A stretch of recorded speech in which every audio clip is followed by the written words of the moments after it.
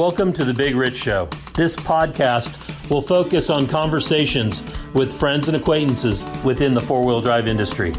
Many of the people that I will be interviewing, you may know the name, you may know some of the history, but let's get in depth with these people and find out what truly makes them a four-wheel drive enthusiast. So now's the time to sit back, grab a cold one, and enjoy our conversation. Whether you're crawling the red rocks of Moab or hauling your toys to the trail, Maxxis has the tires you can trust for performance and durability. 4 wheels or 2. Maxxis tires are the choice of champions because they know that whether for work or play, for fun or competition, Maxxis tires deliver. Choose Maxxis. Tread victoriously. Why should you read 4Low magazine? Because 4Low magazine is about your lifestyle, the four-wheel drive adventure lifestyle that we all enjoy. Rock crawling, trail riding, event coverage, vehicle builds, and do-it-yourself tech, all in a beautifully presented package. You won't find 4Low on the newsstand rack, so subscribe today and have it delivered to you. On today's episode of Conversations with Big Rich, we have Christian Hazel. Most of you are going to know Christian from the media side of the off-road industry, but we'll find out about his early years and what got him into off-road. Just to let everybody know, we did already have about a 10-minute conversation. Thought I was recording, found out I had a corrupted card or something, and we had to start over. So here we are starting over. Christian, thank you for coming on board and being patient with our technical difficulties. Hey, my pleasure, man. It's just like being out in the trail. Stuff breaks down, right? Yep, there you go. So let's go ahead and jump in again. And of course, nobody there knows what we've talked about, so we'll just hash back over it. Now I have a couple of better questions, maybe. So anyway, born and raised, where did that all happen for you? I was born in West Virginia. Have just about no recollection of it because I was a baby when we moved to Canada. And then from Canada, we moved to Houston, Texas. My dad was an engineer, and so he kind of went wherever the project was. And so we landed in Texas just a little before my baby brother was born. I would have been probably about a year and a half old, and lived there right up through kindergarten when my parents separated. And then my dad stayed in Houston, and my mom and I and my brother were there, went to Iowa, went to New England. I've lived in Georgia. I've lived kind of, bounced around quite a bit. But, up until I was about 11 or 12, my brother and I would go visit my father in Houston over the summers for a couple months. And so, I've kind of considered myself having 2 homes. One is primarily Boston, New England area, and the other being Texas. One of the things, I grew up just south of San Francisco. And what I found visiting Boston is Boston reminded me of San Francisco, just on a smaller version. That's interesting. but so is Seattle. I mean, all 3 of those towns, and I don't know if it's because of the water or just the basic lifestyle of the cities. I don't know if that's true today because things are a lot different now than they were even when I visited Boston 5 years ago. The thing I love about Boston is it's either sink or swim. Like there's a meme that goes around that shows like a map of Boston streets, and they're all tangled and gnarled, and they're old carriage roads that were just paved over with historic buildings. And then there's one of New York where it's nice, laid out on a grid system, and the meme goes something like, New York, because we want you to know where you are and get where you're going. And then it says Boston, because F you. And that's kind of the spirit of Boston is like, it's hard-nosed, Irish Catholic, knuckles up and sink or swim. So it's interesting that you equate it with San Francisco, because when I've been to San Francisco, it's a little more welcoming. Boston's welcoming, but right on Boston's terms. Yeah, it just says welcoming to all. That's kind of that whole Northeast, It really New England. is, yeah. Winters will get you surly. Those long winters, by about March, early March, you're just sick of it. and you're seeing all the crap that comes along with anything. So it's like, just get me to warm weather where I can kind of defrost my soul. Right. And I think maybe why I equate the two to being so much alike is the water, the history, the old Hmm. buildings, like you said, the streets all over the place. You know, it's not laid. I mean, San Francisco's kind of laid out in a grid, but you have all these mountains in the way, or hills, Yeah, yeah. hills actually. Um, and I think that's more it. I don't think it's so much attitude is what I would look at. I would look at the scene. You know, there's a lot of there's art. There's you know the There's definitely a presence and a personality. There's an identity. right. It's very pervasive in everything that is those cities, and New York, and Los Angeles. I don't know. I think that's just because it's a melting pot of everything. Right, right, yeah. But anyway, let's get back to growing up. You were in Boston. You kind of call that home for the most part. And Yep. what were your interests while you were there? Just your average little kid, riding around on my BMX bike and trying not to break bones, and we had talked in the first go of this before the technical difficulties about my early years with guitar, and so those were my big interests: guitar, bikes, anything mechanical. I've been attracted to anything mechanical that I could take apart. My dad would tell a story of he went to a boat dealership right after one of the first Roger Moore James Bonds came out, where there's a specific speedboat place in Louisiana, and my dad wanted that boat, and the dealership had it. So we went there, and as he and the salesman were inking a deal, he left me inside the boat, and apparently there was a screwdriver there, and I took just about everything that I could take off apart inside of that boat. So yeah, it goes back really early, but mechanical things, stuff, just about probably most of the same stuff your average gearhead's into, really. But the guitar thing was really kind of how I identified myself. It's something I always was attracted to since I can remember. And then, from somewhere, I don't know where, a crappy acoustic guitar appeared in the house.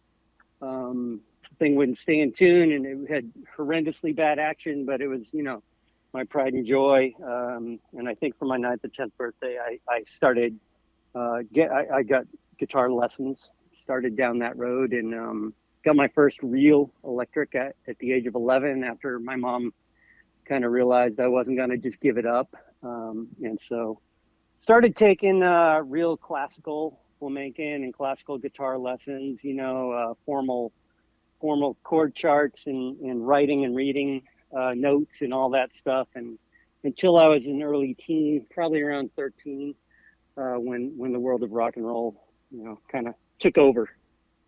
Right. And you talked about the movie Crossroads. Oh yeah, man, that was kind of I was already starting to kind of make that transition from classical, because growing up, my mom's idea of rock and roll was the oldie station on AM radio, and so like we would listen to it in the '76 Monte Carlo on the way to Stop and Shop, and I thought rock and roll was nothing more than bebop, lula, yada yada yada.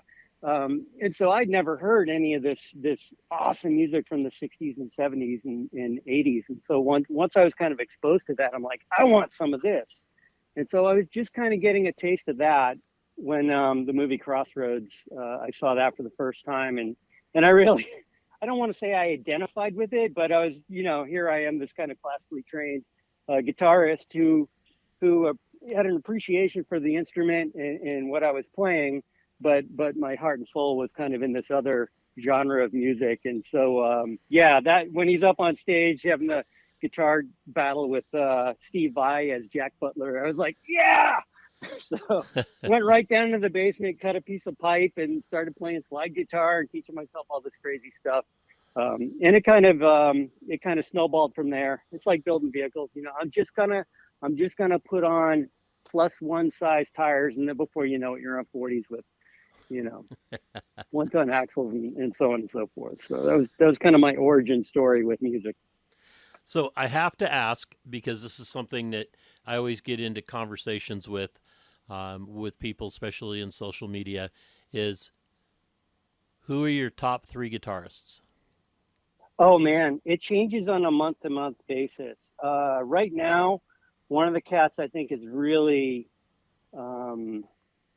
it really impresses me is he's a kid. I call him a kid because I'm almost 50. But Marcus King, he's just insane. Got a crazy good voice, and some really tasteful playing that kind of blends old school blues, rock, and jazz. So it's not boring when I listen as a guitarist. When I listen to Marcus King, I am not bored. And there's some other great ones, kind of that ilk, Kirk Fletcher and gosh, the names are escaping now. Joe Bonamassa is great, all those guys. But obviously, if you're going back to the big 3, you got to say Jimmy Page, Eric Clapton, and Jimi Hendrix. I mean, who wouldn't have those 3 right up there front and center on their best of list? Yeah, and names that also get thrown in the hat: Stevie Ray Vaughan. Oh yeah, I love Stevie, but I wasn't an early adopter of Stevie, so I was more in Page, Hendrix and Clapton camp, Right. and I would kind of took to Stevie later in life. So I was in my mid-20s and kind of already a formed guitarist when I got into Stevie and David Gilmour and just the list goes on and on and on. There's so much incredible talent in the world. It's ridiculous. But for me, I will take someone who plays with heart and soul and emotion, like those guys, more than someone who's just maybe extremely technically proficient, like Yngwie Malmsteen or something like that. I have an appreciation for Yngwie. I can't really do what he does, but I don't think I would ever sit down with a set of headphones and really become engrossed in 40 minutes of Yngwie playing like I might with someone else. True. Okay. So let's talk about you're in Boston, you're going to school there, you're playing guitar, and you think that's going to be your life. Yeah, like everyone else you're a teenager and you're into something and by damn it, we're gonna become rock stars. And so I finished high school and got into Northeastern University for civil engineering. And I remember my first day, we had been playing the club scene. I didn't start, I joined a band. Actually, just a bunch of friends from my high school got together. It's kind of like the story of the band Kansas. In high school or after high bunch of school? buds in high school. Okay. So I was maybe a junior in high school. I want to say I think I was a junior, and we just started playing little shows in the town common, and then someone heard us and, hey, I want you to play my club or my bar, and next thing you know, by the time I was in college, we had a pretty good following, and we're playing the college scene. So out to Western Mass, in the city of Boston and surrounding areas. Just it's a great area. New England's a great area for that. It's like that line in Spinal Tap when their show in Boston gets canceled and the manager's like, I wouldn't worry about it. It's not a big college town. It's quite the opposite. So it was a good place to kind of gain a lot of real world on stage experience. But I remember that first day on campus, my freshman year at Northeastern. I was in my math class, and I just sat through like all these doom and gloom, like you will be here for this lab and this, my schedule is crazy. And I'm sitting there in my math class, and out in the quad, there's a band. There was a band tuning up and doing sound check for some kind of, first year thing they were having. And I just said to myself, that's a sign. And I got up and walked out of that class and just kind of did the band thing for a couple more years. That's what brought me to California. And eventually I decided, I got to grow up. And so I went back to college and got my degree. And by now I was in San Diego, California. And that's kind of how that happened. Okay. This will lead into maybe some personality insight. Lead Sure. or rhythm? Lead. Okay, that makes I was sense. the lead guitarist. You know, I as a musician, I was always a little better at adding color to a melody that someone else had come up with. And so in most of my bands, the other, usually well, in my first two bands, I was with the same guitarist, one of my dear friends. And he's just got a very emotional, uh, outlook with guitar. So he would come up with these great pieces, and I'm like, you know what? Why am I going to try to outdo him? And so when we would sit down to write originals, it was always like, what do you have, PD? You know, oh, I got this. I'm like, great, you know. And I every now and then we'd come up with something that I had done, but usually I was just adding color and punctuation to something someone else had done Okay. in that. So, yeah, and I prefer lead because I don't want to say I was hyper, but you know, I played fast and tried to play soulfully too. But you know, I didn't have the patience to sit there and pick the same arpeggio over and over and over and over through the course of a 4-minute song. I would rather do my little fills, my little you know, pops of color here and there throughout. Excellent. And you're still playing today?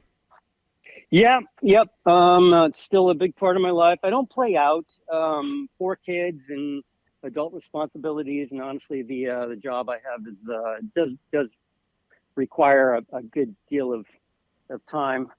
So yeah, I don't really play out in clubs, although I would love to. But yeah, I play every day. Cool. And do you ever take like an acoustical with you on, say, Ultimate Adventure or some trip, camping trip or something No, like that, and sit around and no, kumbaya? No? no. There was one time where we were out at TDS in out near you know, the Tierra del Sol Uh-huh. event, and my buddy Jared Jones, who is the editor of, you know, Off Road and all those magazines, Jared and I have worked together for a long time. He had some buddies out there who were in a band, and they had brought acoustics, and they're sitting around the campfire and entertaining us all, and they got tired of playing. They're like, anyone else want to try? I'm like, yeah, I'll give it a go. But other than that, you know, like Ultimate Adventure, say for example, it's not about me, and it's not about some, you know, pardon my French, you don't want to be the douchebag at the party with an acoustic guitar. You just, you know, it's. I don't want to make that about me or try to make me be the focus. That event is about the people on the event and the sponsors, and about the experience of being out there in Ultimate Adventure. And I'm really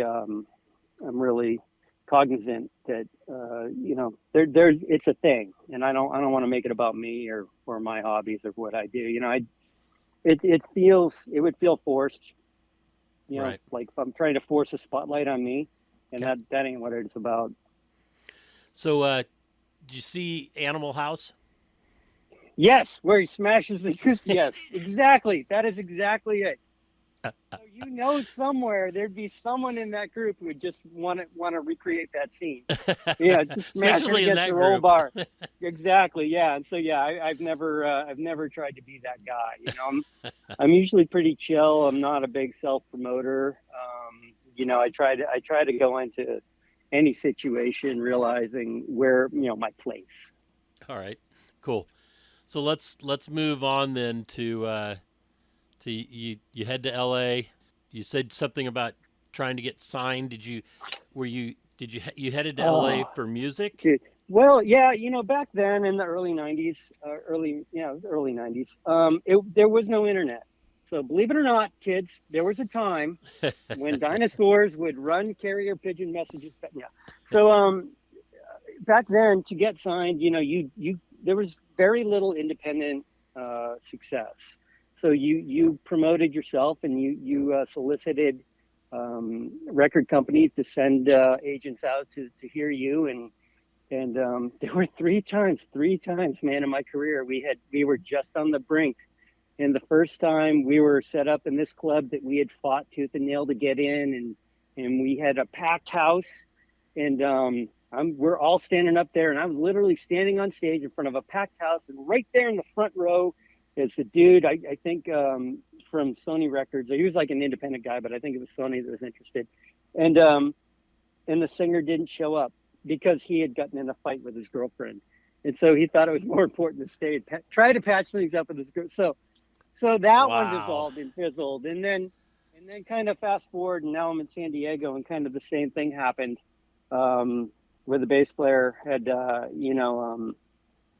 don't know what his issue was really. We never worked it out. So he had a girlfriend who wanted him to be a little more serious in life and stuff. And anyway, we had a person there, and right in the middle of the show, he took his bass off, held it above his head, and just slammed it down on the stage and walked off right in the middle of the song. And I was like, all right.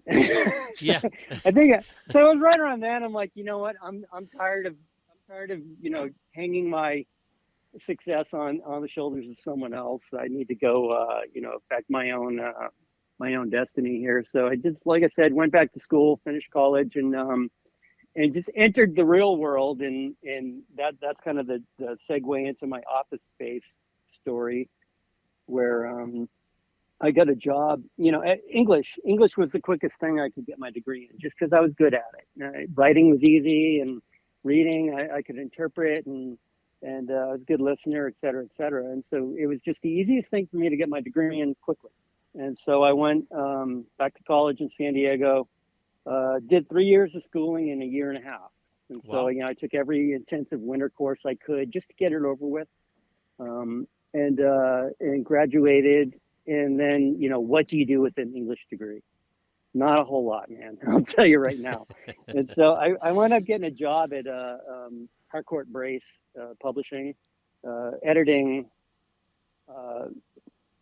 scientific journals.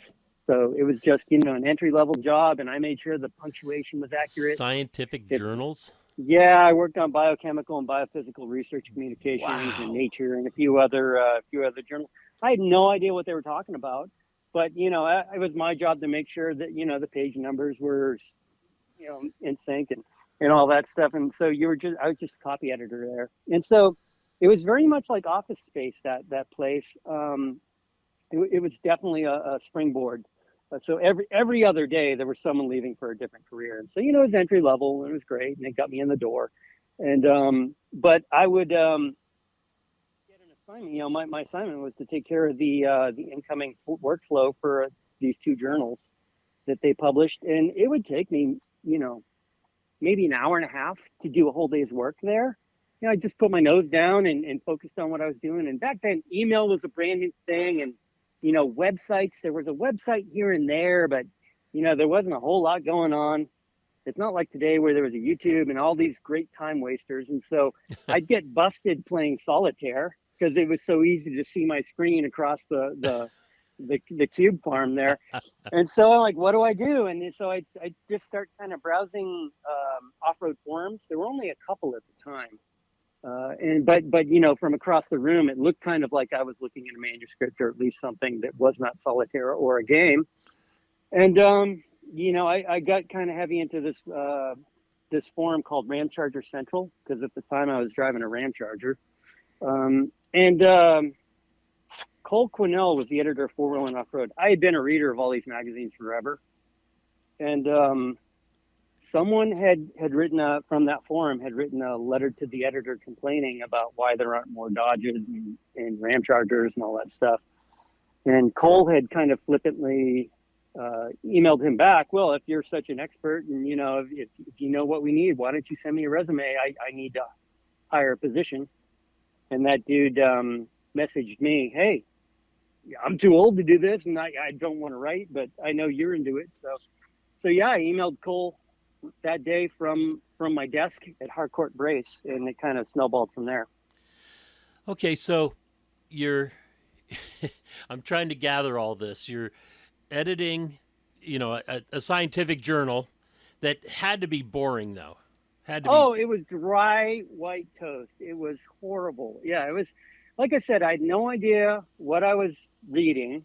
And my job was to interact with the actual editors of the magazine, who were all in Japan, and then the scientists who would submit these papers for publication in these journals. Okay. And then if it was accepted for publication, then I would start with the production of it, basically formatting it and getting it ready to be laid out with the printer and all that stuff, Okay.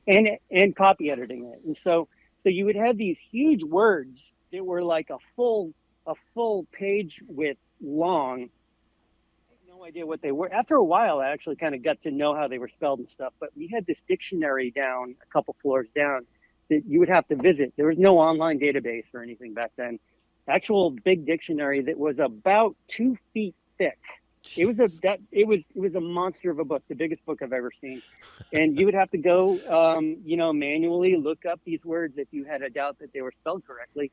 And yep, okay, blah blah blah blah blah blah blah. These 20-syllable words, scientific names. And then you'd go back up to your desk and check that one off. Okay, done, good, push it in. So yeah, it was completely boring. Completely boring. So you go from that and a degree in English.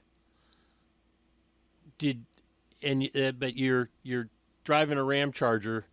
Yeah, when I did guess you- I'll back up. So Yeah, right let's- after high school, when I was going to college in Northeastern, I was supposed to have share an apartment with a friend, a couple friends actually. Well, about 2 weeks before the semester was supposed to start, they decided they were going to drop out because they were a current Northeastern students.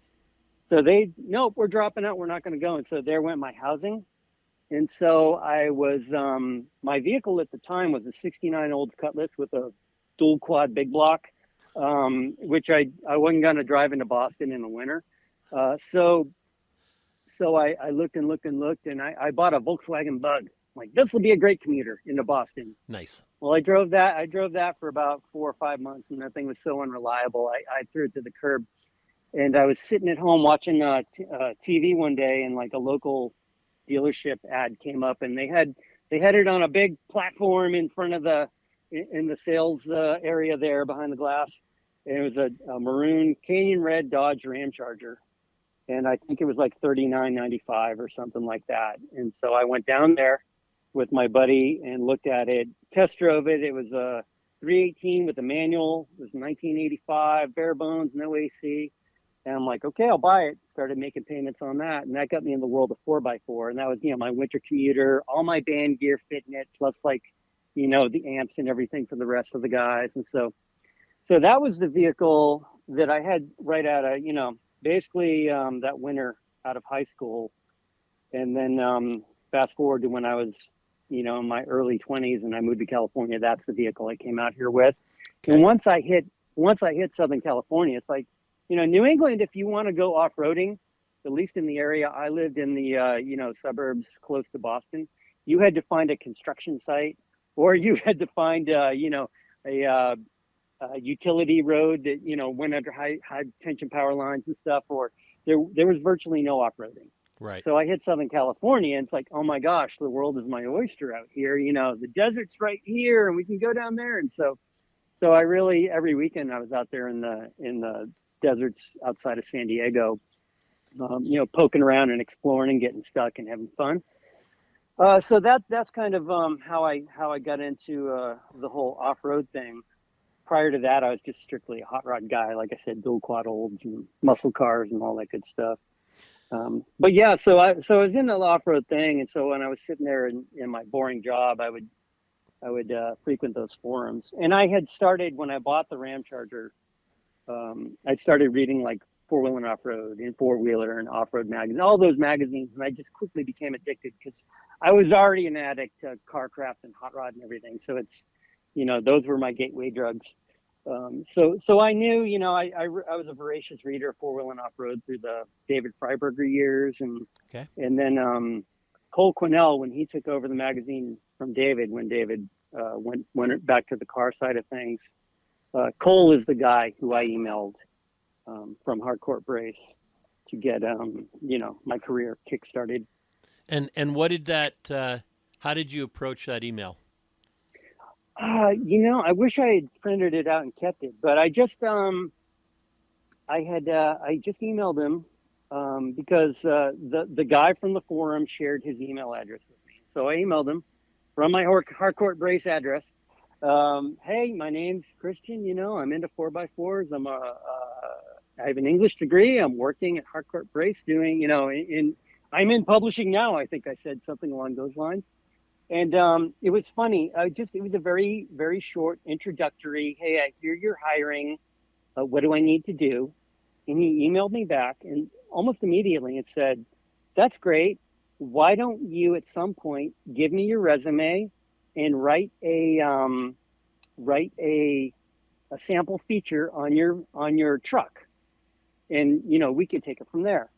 And I'd already done my work for the day, and I had no resume to speak of, so I used my Harcourt resume that I had gotten hired at Harcourt with, and just added one or two lines and sent him that, and I quick wrote a feature on my Ram Charger in about 15 minutes. And so about 30 minutes after he sent me that email, I emailed him back exactly what he'd asked for.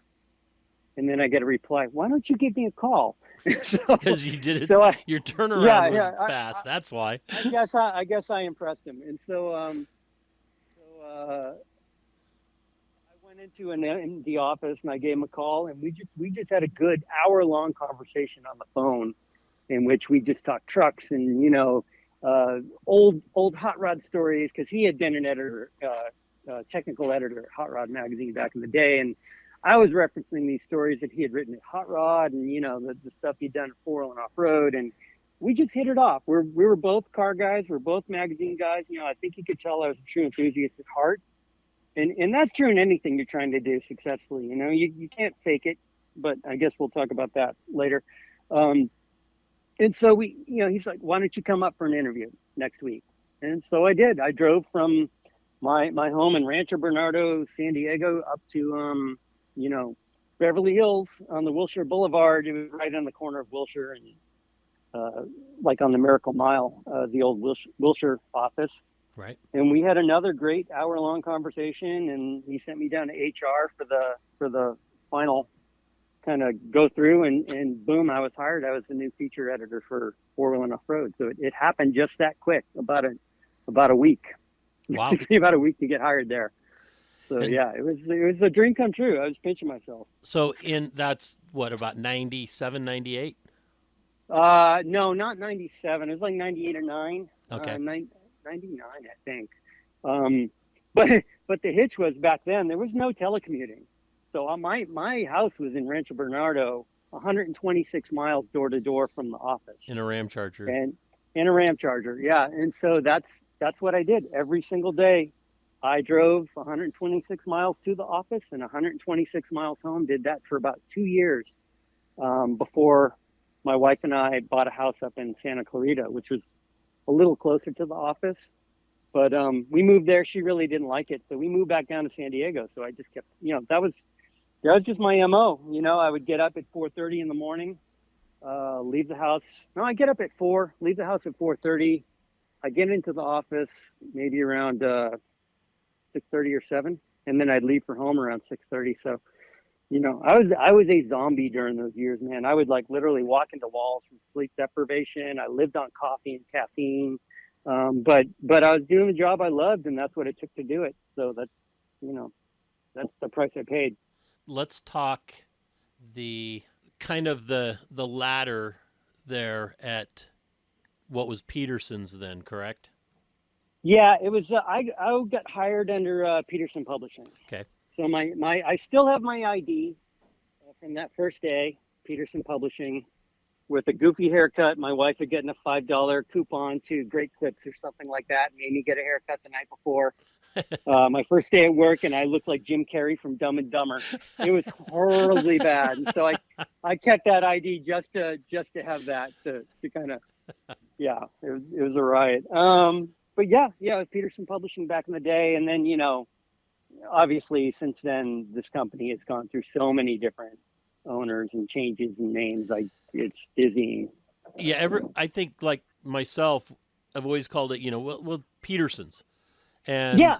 And now, you can kind of go MotorTrend, because that seems to be, you can't call it Peterson Publishing anymore, because it right. is Technically, we're MotorTrend Group now. Right. But what was you weren't always at the same title, correct? No, I was at Four Wheel and Off Road for about 3 years, I think. So I was hired as feature editor. And then the staff at that time when I got hired was Cole Quinnell as the editor, John Kappa and Craig Peroni were both editors. John was the tech editor. Craig was a feature editor like me. And then Rick Payway was the editor of JP magazine. Right. So what happened back then was Cole Quinnell got promoted to editorial director, leaving a vacancy at the editor helm of Four Wheel and Off Road. Rick moved and became the editor of Four Wheel and Off Road. John Kappa went and became the editor of JP.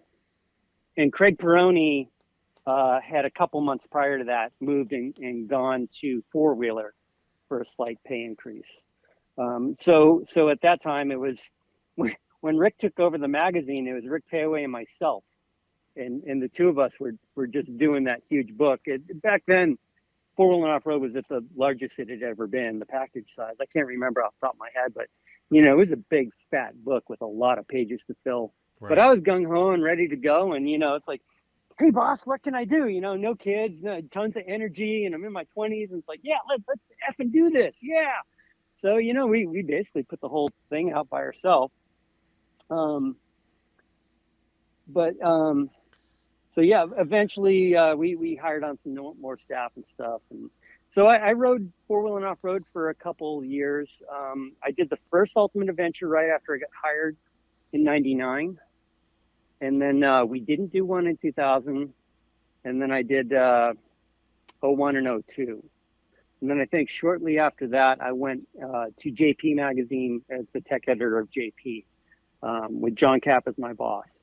And I stayed at JP, I think, until about 2012 or so. They had offered me four-wheeler a couple times. And I was just, when I went to JP, I wasn't a huge Jeep guy. I considered myself more of a full-size guy. But I just, I took to it like a duck to water, loved Jeeps. And JP was very unique, not only in the fact that you get to focus only on one manufacturer, and then, really do a deep dive into all the cool stuff they were doing. It was that coupled with, at that time, TJ Wranglers were the hottest thing going, and everyone in the world made everything for them. And, oh, by the way, you can use these TJ parts on an XJ or, this. There was so much interchangeability and stuff you could do. And we had budgets back then and freedoms and it was just rad. It was a rad time. So I really enjoyed JP. Plus the JP audience was just second to none. They were Jeep enthusiasts are very much like, to me, Harley enthusiasts. Right. It's not just something you're into, it's a lifestyle. So they're it was just great to be immersed in that. But in I think I can't remember exactly, 2014 or so, maybe it was 2014. Yeah, I went to Four Wheeler, became editor of Four Wheeler, and that lasted a couple of years, and then finally I came home to Four Wheel and Off Road, where sadly I was the guy that rode the ship to the bottom. Once they killed the magazines. Well, we'll jump into that in a little bit. Pull that Band-Aid off. So you were working with Kappa. How long was Kappa in charge of JP? Gosh, it might have been until 2012. Maybe I took over as editor at 2012. So maybe I was tech editor for 10 years there. I can't remember. But it was the sweetest gig I ever had because you have none of the managerial responsibilities of an editor. Being a magazine editor back then, at least, you had to be involved in the sales and the budgets and numbers and all that stuff. And when you were just a tech editor like me, or like I was, it's just, hey, come up with cool,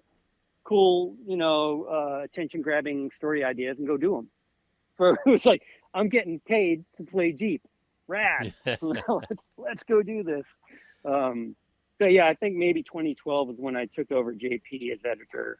If I had to guess, I'm bad with dates like that. Right. I don't really Okay. Bookmark a lot of that in my brain. So one of the things that I remember from those years, JP, was that there was a spoof magazine that was put out. I think at least one issue. Are you talking the spoof articles? Was it the articles? I remember there was one where it showed it was a big discussion on pirate back then, and Okay. I know that Kappa and JP took a lot of heat for it. It was probably, yeah. So John and I were young, and remember the culture at the time. Like one of the hottest shows on TV was Jackass, Right. and so so Exactly. we were, and on some level we were kind of the automotive equivalent of that. But you know what? You have to be having fun. You can either have fun with us or not. But we were having fun, and so it was John's idea. I think this is what you're talking about, and I can't remember the year. It was maybe '06 or so, maybe '05. It's like, hey, I want to do an April Fool's article. And I said, say no more, I'm on it. And I went home, and I think if this is what you're thinking of, I had a Dana 20 T case I was rebuilding. So I had the case on my bench. And so I just jacked up the back of my Cherokee with a Ford 9-inch, and it had a Spider Track wheel spacer on it. Nice blue anodized Spider Tracks, and I just kind of precariously hung the case off the hub, the back hub, and I think I threw a gear in there or something, and I wrote a dummy story about this company in Burkina Faso, Africa, that was manufacturing bolt-on portal boxes, which back then was like sci-fi, and yeah, everyone lost their mind, and some people laughed, some people were really upset they couldn't find the company, but hey, guess what finally came to market? Exactly. Bolt-on portal box. So yeah, that might be what you're talking about, and so we kind of ran with that for a couple of years, and I think one year I wrote a dummy editorial about John, burning out and going to start a cat farm or something. I can't remember. Who knows? That's kind of the shame that a lot of those old print stories didn't make it over to many of the web migrations that we've undergone as a company. And so unless you have those old print back issues, perhaps a lot of your listeners might not have any idea what the hell we're talking about, because you can't just go do a web search on them. Right. The one that stood out in my mind was it was like driving. It was a photos shoot, I think, that was like driving through a campsite, maybe on through somebody's campsite. Yes, and the that internet. was not us. Oh, that wasn't not you. us. Okay. We as like kind of as goofy as we were, that was kind of a safety thing. I don't remember who did that. I don't remember, but I remember being of the opinion that this is not something funny, and I wasn't on board with that. But I don't remember exactly who did it, but I do remember what you're talking about. Yeah, that was not us. Okay. Yeah, it was like smashing through a table or something like that. Yep, Or exactly. yeah, I just yeah. remember everybody's head on pirate, because we were dealing.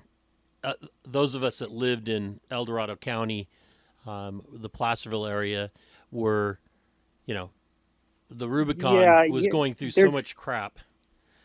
Yeah, all the closures out there and stuff. Yeah, I've always been of the opinion that those who want to shut down our access to our public lands and limit our trail action and all that stuff, they've got enough ammunition without us giving us more, Right. Giving them more, So don't feed the beast. Yeah, that was not us. Okay. So then, that was a long stint at JP then. Yeah, I loved it. I was in no hurry to leave JP.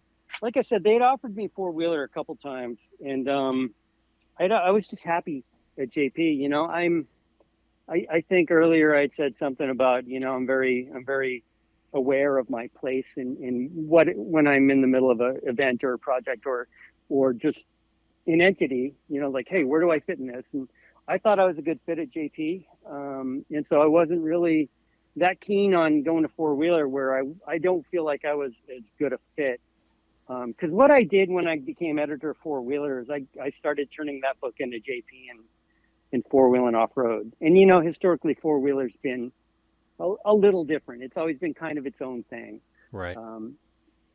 Especially after we had all kind of become one of the same family, and so you had these slight differentiations where four wheel and off road was like the hands-on, technical, gritty, dirt under the fingernails book, and four wheeler was more like the high end, cutting edge, later model,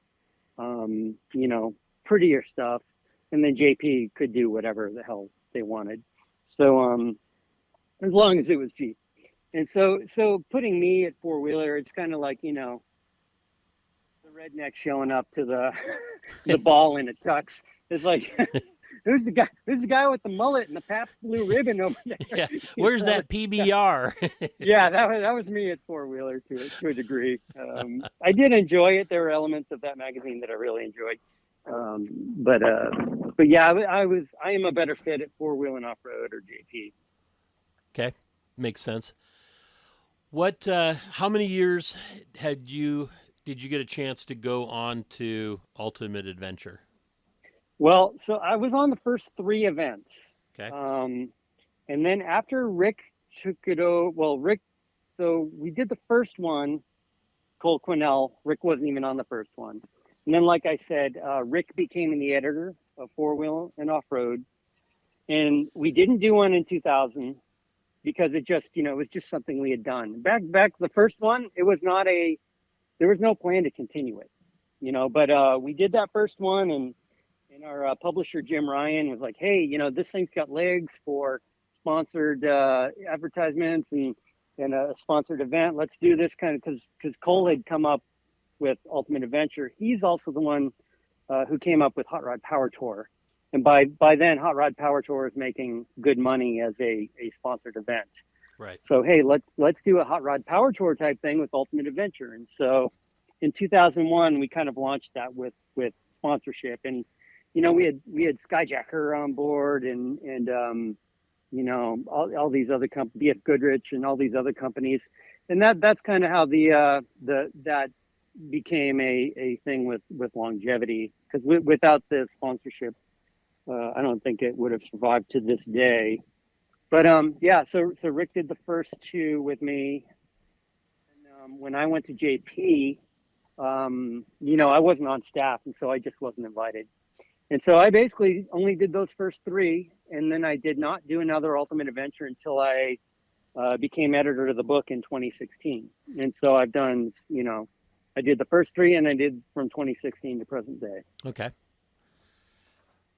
And do you feel that event from the first, how do you feel that event from the first 3 to the last 5 or 6 changed? Yeah, it's unique because I don't have a good, I don't have good visibility into, how things ran on the ground and stuff. And I honestly haven't even watched most of the videos of the years I was not a part of it. But the first one was truly more like just a wheeling trip with a bunch of buddies. It was, Steve Sasaki from Power Tank and Greg Miller from Clune and then Tom Boyd, who was just a reader. And so we had a mix of everybody. Trent McGee, who at the time was the marketing manager for Superlift Suspensions. So, we just met in Apache Junction, Arizona. And then the next day we did a trail. And then the next day we drove. And then the next day we did a trail. And, we stayed in hotels every night, no camping. And so it's evolved a little from just a true, a trip where you have joined a bunch of trail systems between a day's drive and staying in hotels to what it is now. And so a lot of that credit goes to Rick Payway, who kind of infused the element of camping and, got it out of that mold. And when I took it over in 2016, I wanted to make it, a truly ultimate adventure. And so I tried to infuse like really bucket list things into the event. And so when I took it over in 2016, I only had 6 weeks to plan the 2016 event. Holy mackerel. And so it was, that was rough. But okay, so we'll do this trail in Trona, and we'll drive through Death Valley in the summer, and then we'll camp here by June Lake in the Sierras, and then we'll go through Yosemite, and we'll do the 2 days on the Rubicon, and then we'll do 2 days on Fordyce. And so it's a little more hard. I think today UA has morphed into a little more bucket list, crazy, trips that everyone, you go see bucket list things that everyone aspires to see, with kind of extreme overlanding and extreme wheeling all thrown into one. So it's kind of the everything package in terms of the off-road experiential event. Right. If that makes any sense, I don't know. Oh, absolutely. It does to me. And I'm sure it will to others as well. Mm-hmm. So what about Top Truck Challenge?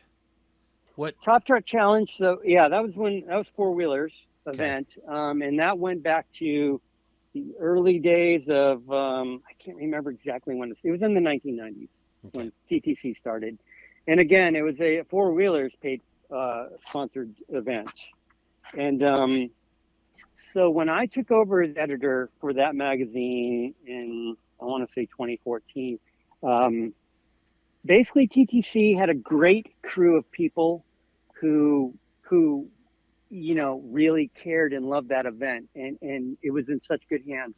So, Robin Stover led the maintenance and stuff there in terms of building the courses at the Hollister Hills State area there. It's a state. It was held in a California state-owned property, and so Robin would oversee the bulldozers and the excavators building the courses for us, and then there was a great crew of judges and on the ground personnel who would run ropes and rigging and all that stuff. And so it was, I don't want to say it was on autopilot, but it was they knew their stuff, man.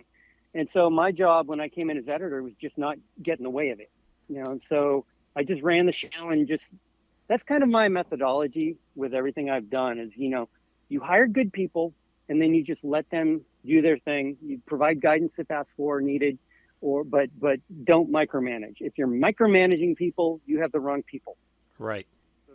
So TTC was on autopilot. The unfortunate thing with TTC is after about the third year in looking at numbers and metrics, again, I had said, part of your job as an editor is maintaining a profit margin and a viewership, readership margin.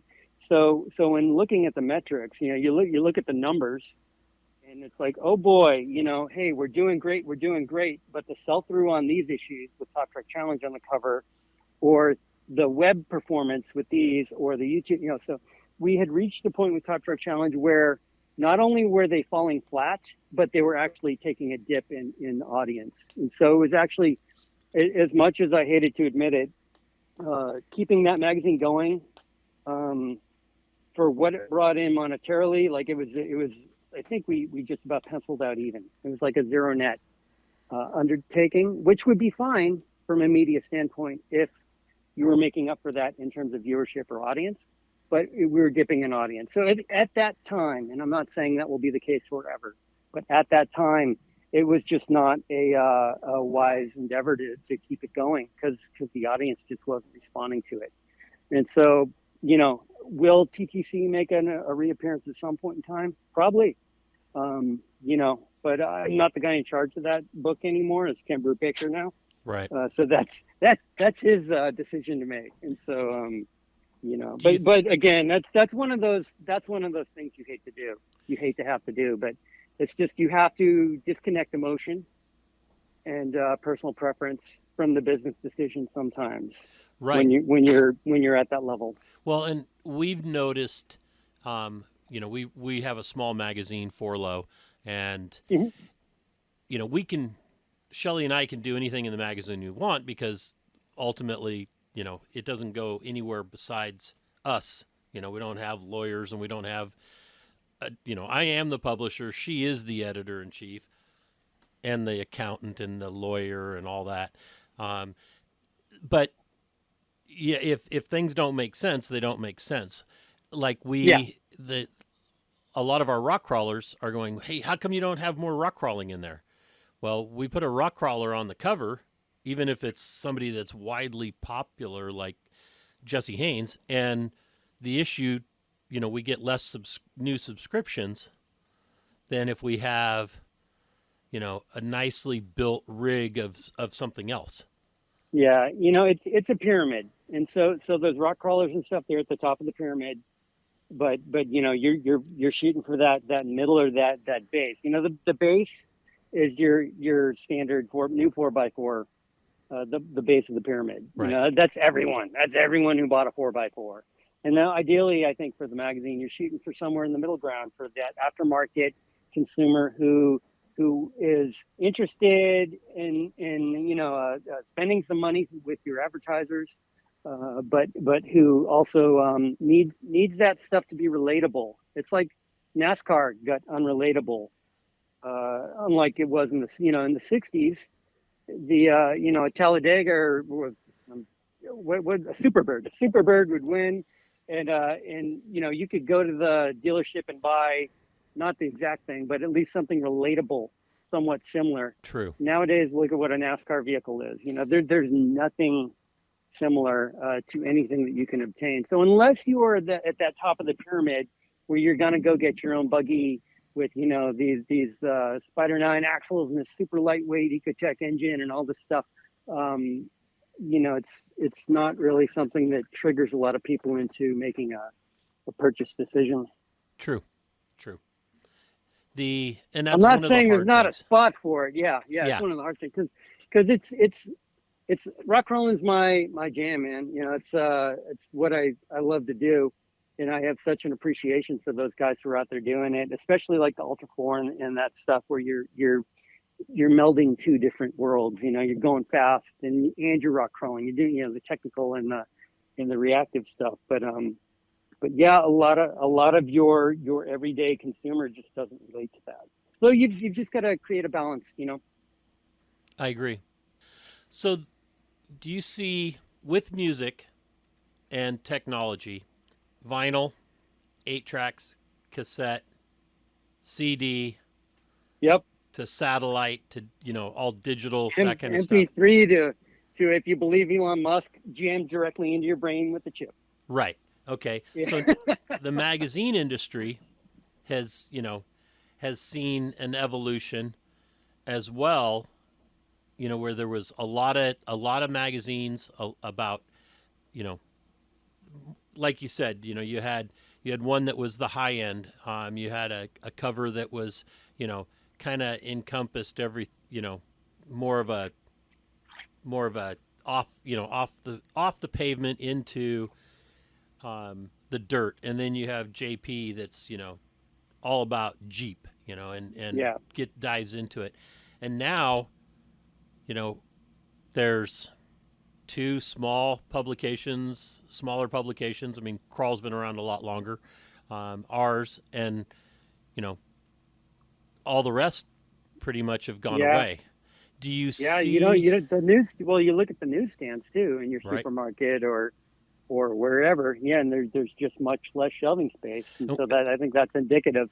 Yeah, and we don't even market that way. I mean, our magazine sales, we don't put them on the shelf. We do it through events, kind of like the Dirt Sports model was to begin with. Right. Yeah. Mm-hmm. Do you see a resurgence on the horizon, or at least do you see print becoming? I don't want to say it's not viable, because it is if it's done differently than what it became. Do you see it making a resurgence at all? The optimist in me wants to say yes. I do think that most people nowadays, well, you look at your consumer. Okay, you've got the older guys like myself and others, maybe some younger dudes and gals who have grown up with a print magazine in their hand, and that's what they love. There's a certain legitimacy and a certain level of credibility and everything else that comes with a brick and mortar publication, something tangible that you can hold in your hand, versus something that's going to get, wiped off the face of the earth in a server crash, or, an EMP, or something that anyone can create in their basement and spew out anything they want to say. So there's just for survivability's sake, there's a certain level of credibility and professionalism you have to have that print, thing in your hand. Right. That's not to say every print publication only speaks the truth, but everyone makes mistakes. So in terms of that, that it delivers something that the digital side of things can't. But you just look at where things are heading nowadays, and people not only don't really want to read a print publication that you hold in your hands, but they just don't want to read something more than 3 words. It's kind of like a dumbing down cycle where, we went from newspapers we went to periodicals we went to, short letters we went to, emails, and then we went to, Facebook posts. And now we're on Instagram. Then we're on Snapchat. It's like the attention span's getting ever increasingly smaller and smaller and smaller. And so, a print magazine, that's something that requires a lot of attention and imagination, because you can't just say, that's cool, I'm going to, enlarge that photo, or I'm going to click this link to learn more about that. And so there's other things that, the print can't do. I want to say it'll be around forever because I'm an old print dinosaur and I love magazines.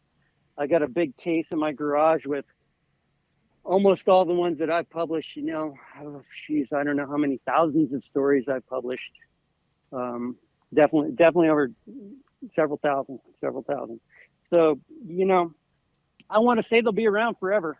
However, I don't know that to be the case. Right. It's, I think a lot of people are doing it now where you've got the print if you want it, but you can also have the digital version of it emailed to you or PDF or however. And then within those, the print ones, you've got QR codes. We started doing that where you can scan and maybe watch the video associated with that story from scanning the QR code. And so I think doing things like that to keep it fresh and relevant and, engaging, smart people always come up with a good way to, to keep those things in circulation. I hope. That's what we're trying to do. I mean, our love is the print, but we're trying. I mean, it's available like on Magster, where somebody can subscribe to the whole magazine that way.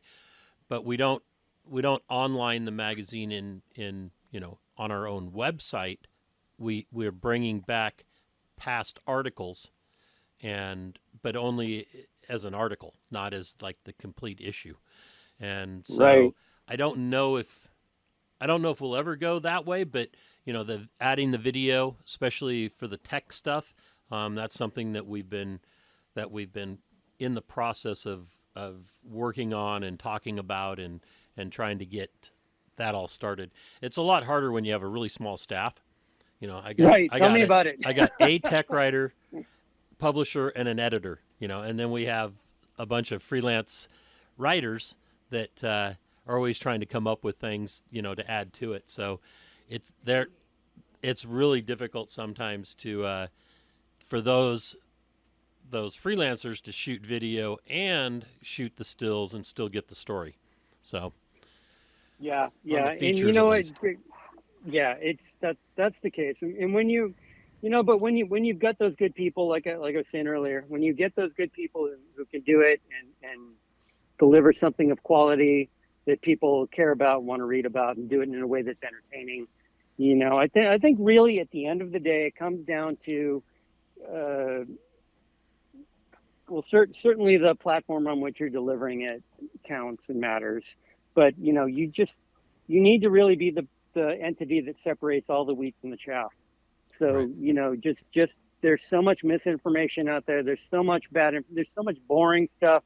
There's so much clickbait. There's so many bad videos and just posers who just want to be in, an industry, not only off-road, just for to stroke their ego.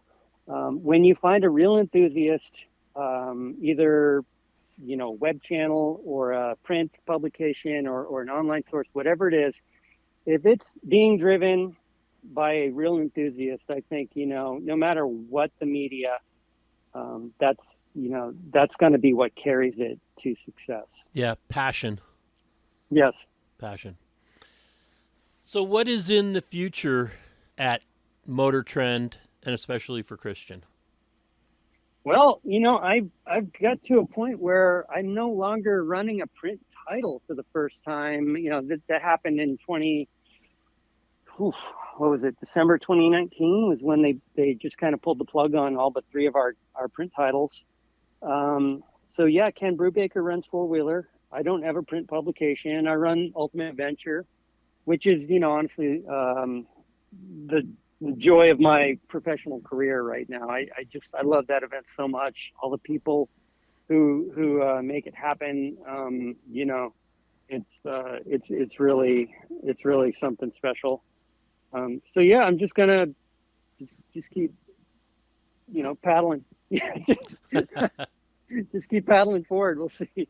I think hopefully COVID has thrown a little bit of a hitch in our giddy up with our ability to kind of travel completely unencumbered. It's certainly for that first year COVID hit. We were as a major corporation kind of erring on the overly cautious side of things. Right. Discovery and MotorTrend Group wanted to keep all of its employees as safe as possible. And, things have loosened up a little bit. And so, we're just kind of gradually reemerging into this world, safety protocols and whatnot. And then, we kind of have to bend to how things are going publicly in terms of, stipulations and all that stuff. So me personally, I just throw a mask on and go do whatever, but you're part of a larger entity. So you got to kind of, mind the P's and Q's of what you're allowed to do and that sort of thing. But the events are still going, so that's great. Right. So through the magazine industry over the years, you've got to go to a lot of different locations. What was your favorite, kind of like the same question about the guitarist. What were some of your favorite locations to wheel? Locations to wheel. I spent it was about 5 weeks in Australia. And during that whole time, I only spent 3 nights in a hotel. Nice. That was a pretty epic trip. That was back in 2000 for the Australian Outback Challenge. And so there were some pretty incredible locations out there. Just in, we'd be on a sheep station, just on private property. And so these little, no name places, but just like, oh my gosh, this is so beautiful. And, it's back before digital photography. And so I had a whole passel of Fuji Velvia 50 I was shooting, and I came back with all these awesome shots. We went back roads to Ayers Rock and all, it was a crazy trip. So that one's up there. I love Moab. I just, it sounds not stupid, but it sounds boring to just say Moab. But man, unless you've gone, it's just one of the greatest places on the face of the earth to go off-roading. I just love it out there. Let's see. Fordyce was really cool. That trail's rad in terms of technical off-roading and just beauty of the scenery and stuff. And gosh, I can go on and on. I've just been so fortunate to be able to do this as a career for, gosh, over 22, 23 years, however long it's been. This isn't a hobby that I go do on the weekends. This has been a full-fledged career for me. So, just really lucky, but I would say pretty much one spot. Yeah, Australia, probably that trip to Australia. Yeah, we got to do like 18 days, and we rented a Rover 110 with a rooftop tent, and we went to a bunch of national parks, started in Sydney, tried to get all the way up to Brisbane, but we ran out of time, and then came back down. We went inland through Wellington and then up and around and came back down along the coast and camped. I think we spent 2 nights, not including the day we flew in, because after being on the plane for so long, we said, okay, let's just get a hotel to begin with. and had the Yeah. had the Rover delivered there. And it was funny because they bring up this Rover, and the guy, and I go, okay, what about, it's got a winch. Where's the the winch controller? And he goes, well, we don't typically like people. And I said, okay, here's the thing, and I told him what I do for a living, and the guy goes, oh, okay. No, but I'm special. Yeah, I didn't quite do it that way. But I told him, I said, hey, I'm an event promoter. I plan on taking this off road, and don't know what your country has to offer, so I may get stuck by myself. So where's the controller? And so he showed me where they hid the controller, and that was pretty cool. Never needed it. And just jump a couple wires on the solenoid pack. You're fine. Yeah, well, there was that. But yeah, those guys in Australia, they were a hoot, man. The locals that we were hanging out with, man. So I'm riding in the front vehicle, and you get to these paddock fences you have to open. Everyone drives through, and then you close them. We had about maybe 15 vehicles with us, and the guy's like, "Hey, get out and open the gate." Okay, I get out and I hold the gate. He's like, "Farther." So I take a step back. Farther. So I take another step back. By now the gates, I'm almost as far back as I can get without hitting the fence. And then he shrugs and he drives through, and I close the gate and I hop in. He's like, "You didn't see it, did you?" I said, "What?" He's like, "You almost stepped on a king brown."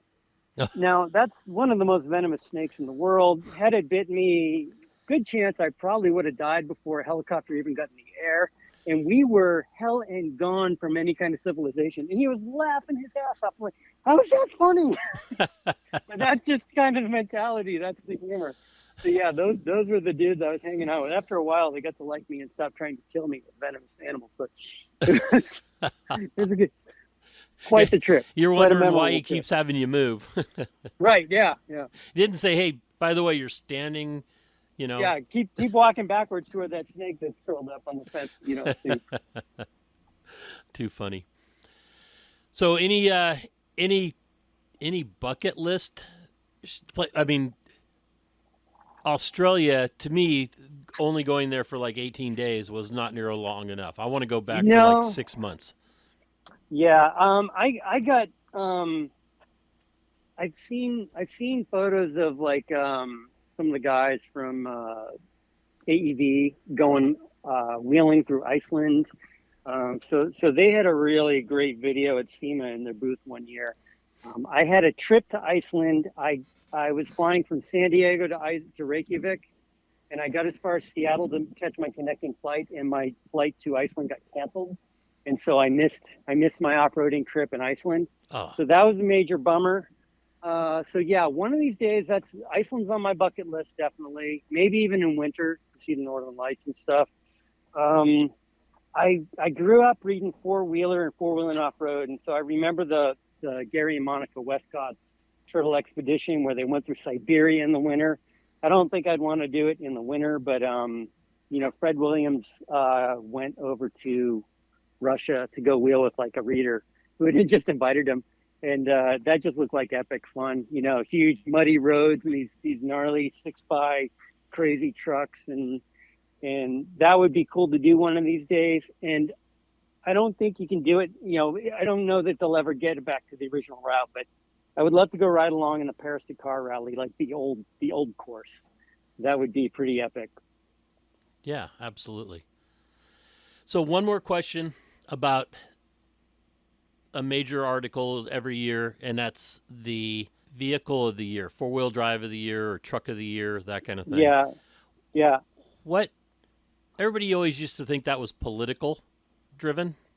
No, I swear to you on whatever sacred, we do not allow any sway in our decision making. We all have judging books.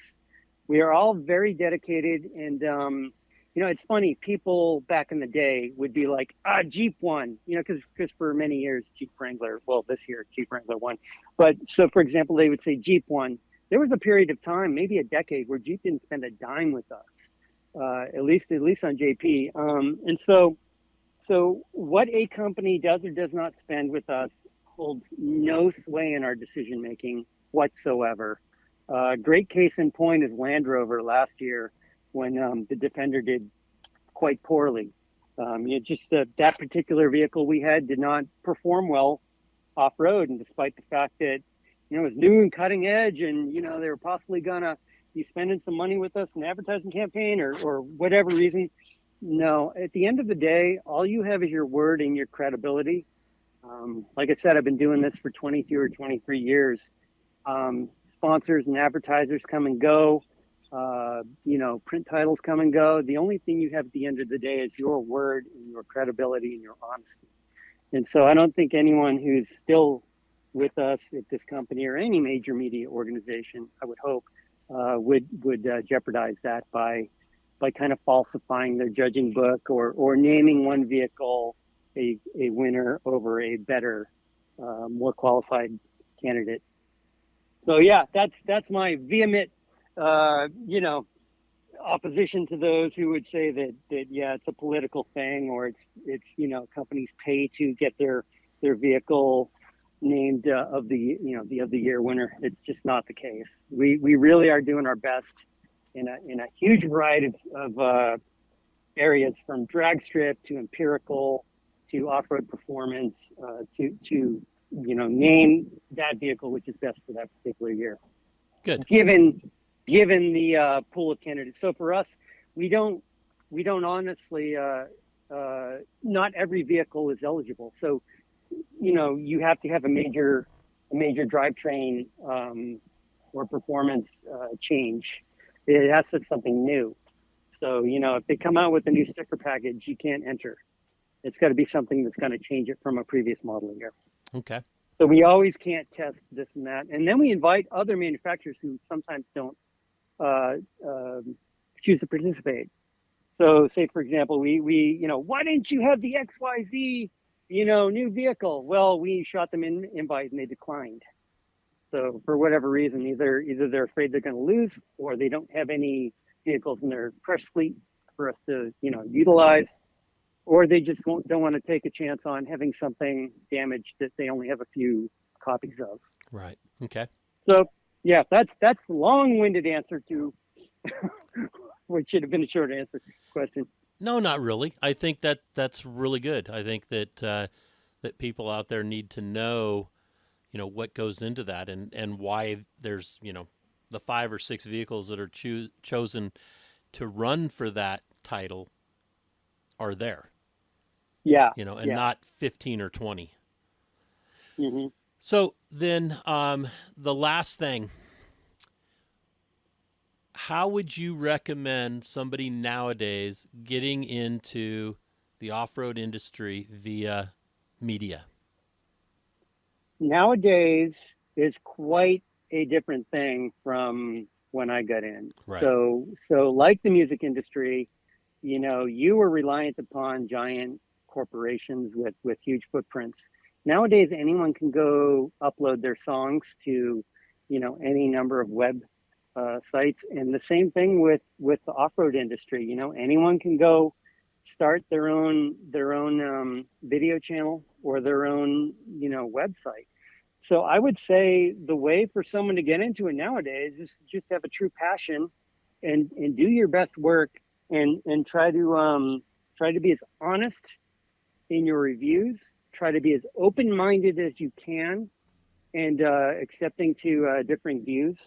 And don't go into something with a prejudged bias.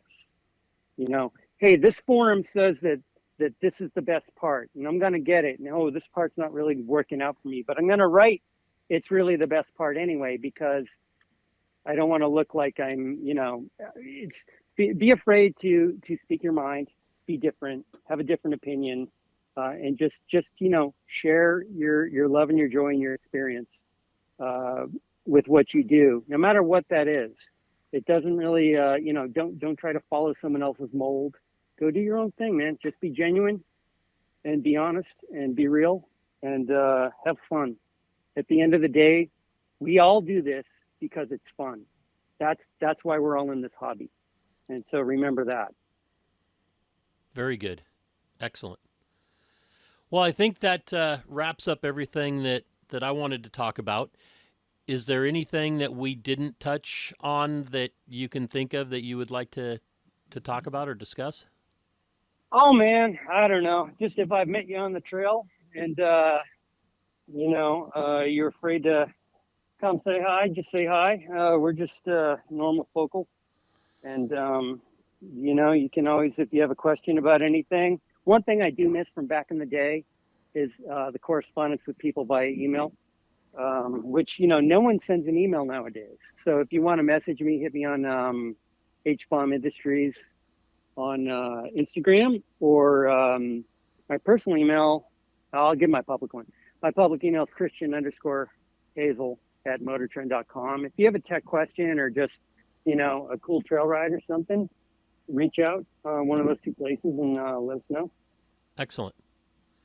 Well, Christian, thank you very much for coming on and spending some time with us and talking about your history and your passion for off-road. And I want to say, again, thank you so much. Oh, my pleasure, man. It was good talking to you. Yeah. And just to let you know that I'll be sharing this, of course, on our website and through social media and stuff, and I'll tag you, and hopefully you'll share it as well. Right on, man. Will do. Right. Okay. Thank you very much. Take care. All right. Bye. If you enjoy these podcasts, please give us a rating. Share some feedback with us via Facebook or Instagram, and share our link among your friends who might be like-minded. Well, that brings this episode to an end. Hope you enjoyed it. We'll catch you next week with Conversations with Big Rich. Thank you very much.